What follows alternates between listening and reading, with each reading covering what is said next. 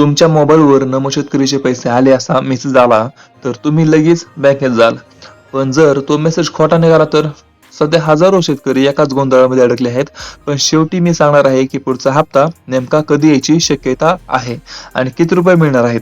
सध्या सोशल मीडियावर नमो शेतकरी योजनेबाबत अनेक मेसेज आणि व्हिडिओ व्हायरल होत आहेत.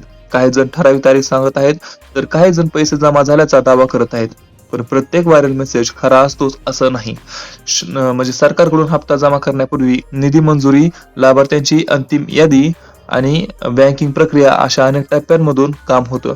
त्यामुळे अधिकृत घोषणा होण्यापूर्वी कोणत्याही तारखेवर विश्वास ठेवणं योग्य नाही. ही एक महत्त्वाची गोष्ट. जर तुमचं नाव योजनेत असेल, KYC पूर्ण असेल आणि आधार बँक खात्याशी लिंक असेल तर हप्ता जमा होण्यास अडचण येण्याची शक्यता कमी असते. त्यामुळे ही 3 गोष्टी एकदा नक्की तपासून पहा.